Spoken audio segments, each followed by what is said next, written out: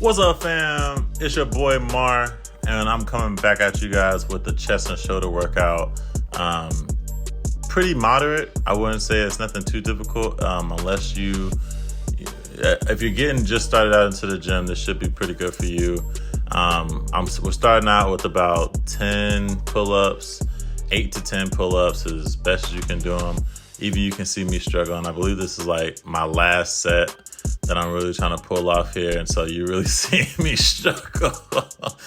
I'm not doing the best right here, but when you start hinging with your legs and you're really pulling and see, one more, come on, yeah, I barely did that. That's not a pull up. So yeah, you really start struggling. And then we're going right into some dips, you guys, and we're not really focusing on like breaking it at the top, coming to that full extension, because the biggest thing right here, especially when we're focusing on chest, is making sure that we get as deep as possible, so that whenever we hit that bottom, we're really pushing off. That deep stretch is the best. And this is my final set here where I start to do negatives on dips.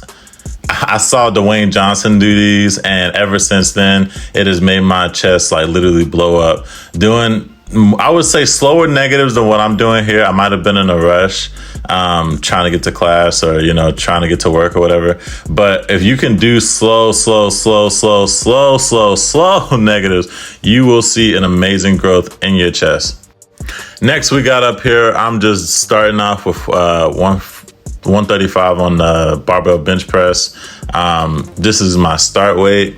I always like to, make sure that my form is right, make sure that I'm pressing as good as I can, make sure I'm not popping off my chest, make sure I have an arch in my back, make sure that my feet are fairly planted too, to have a good foundation to really pump that chest up as much as I need to. Right, and then do a smooth 10 to 15, and then we throw on another 45, 225. And honestly, as big as I am, I should be benching more, but again, guys, I do not focus on weight. Weight does not necessarily matter when it comes to building muscle. It all depends on how much time and attention you have, your form, and whether or not you're really contracting that muscle. Every time I pump off my chest with the weight, whether it be barbell bench press or whether it be dumbbell bench press, whether it be even a push-up, I make sure that I am contracting my chest with each individual rep. And so as you can see here, 3, 4, my chest is moving. I'm making sure that I'm feeling some type of contraction in my chest, but I'm pushing as much as I can, not going for reps at all. It always is good, especially as a man, to really push off the chest and really see how many you can really do. But as you can see here, this was not going well for me. I was trying to hit the shoulders and the chest at the same time. I was just struggling. I don't know. I've never really liked doing overhead / like chest press, or I don't really even know what you would call it. I guess it would just be like incline chest press, right? Bar with the barbell. It's never really worked out for me because you have to literally extend your arms up and then like kind of lean forward with the bar, and have that tilt so that it's hitting your chest. And I always felt it was a lot easier to do and better to do whenever you don't have to free weight it, and you can kind of use the Smith machine. And here's my second attempt, but I'm almost, it just was not working good for me. If you can see that my left wrist is starting to kind of turn inwards and stuff like that, it was just not going well. So I was like, God damn. And so I just went on over to the Smith machine where I need to be. And I was like, let's get right. And then we actually started to see this baby move right here. See? And that's what we want.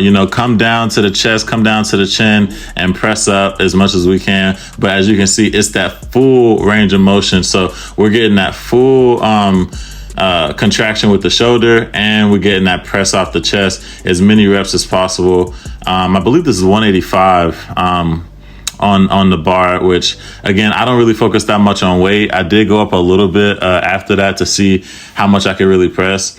The way that I try to focus on hypertrophy, and also see how much I can actually lift after a certain period of time, is I just keep going up in weight.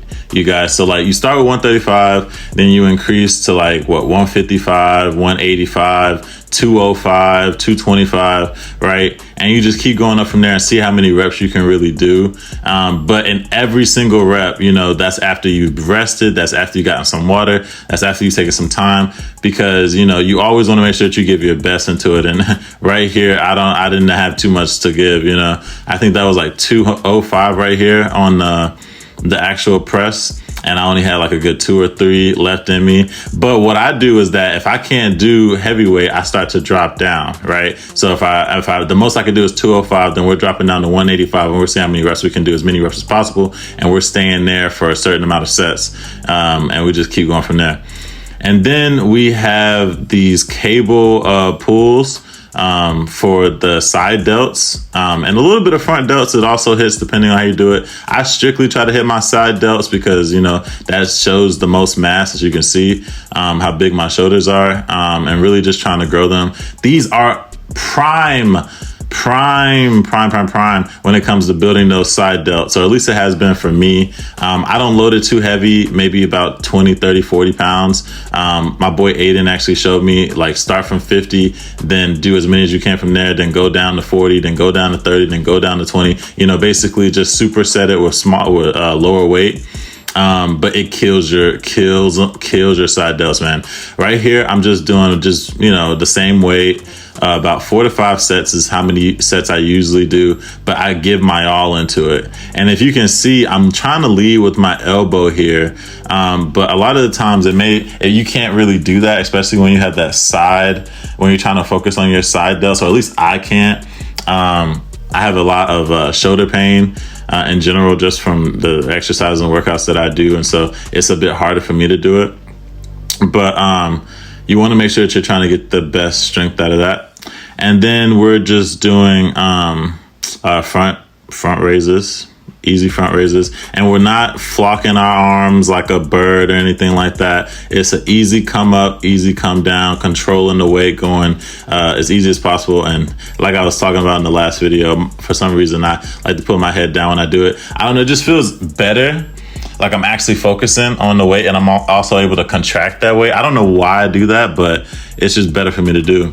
And then we're just doing some rear delt flies, single rear delt flies on the chest fly machine, which I think this is like my second or third time doing this on this machine, and I don't know what it is, but I just get way more of a stretch. I get way more feeling in my rear delts, and it just really activates those shoulders for me, to where I'm actually able to feel the contraction. Like the contraction is just paramount, and then I get a full range of motion, especially with that stretch. Look at that stretch. Ugh. And then coming right back, right? The only thing is that it's hard to readjust. I just now am able to kind of get my hands where I think I needed to be, along with my straps too. And so depending on how you really want to do it, this workout may not work for everybody. You may just be better off just doing like basic rear delt flies, you know, sitting on the machine properly, and, you know, not being a dumbass like me. But, you know, I just feel like a better contraction. So you have to see what really works out for your body. But you want to make sure that you get a full stretch all the way from one side to the other. And your elbows will bend, especially as you come back and you lead with them. But you just want to make sure that you're just doing the best that you can at these, and seeing what really works for you. If not these, I made another video on back where I'm just doing some rear delt flies with some dumbbells, that if you go up on weight with that, and, you know, just keep progressing on weight, you will start to see a lot harder pull whenever you actually do that exercise. But regardless, this is still a good one. It just may not work for everybody. So, you know, see what works and keep it going from there, guys. Ooh, yep. Keep it going. I am gonna have a lot more content out for you guys. I'm trying to push out as much as possible. I'm trying to get like each body part out. Gonna have some nutrition stuff coming out as well. So definitely tune in. I'm up and coming. I know my videos aren't the best edited. They don't have the best thumbnails and stuff like that, but I am trying to put my all into it and really just see how it goes. So just keep watching out for me. But then we're gonna try to finish up this workout with some band assisted push-ups. It's really holds a lot of resistance at the top, which is where I find that is like the hardest for me to do, when I have that most resistance at the top, especially whenever your legs may be elevated as well. It makes it incredibly harder. You start off with that, and then you finish off with just some basic push-ups here. I'm trying to do as many as possible, coming all the way down. My chin hits the ground, and then I come right back up, really trying to get that, see that full extension inside the arm, so we can work the triceps and the chest and everything else. And so, you know, again, it's your body weight. And I like to kind of start and end my workouts with my body weight. A lot of calisthenics mixed in with weight training.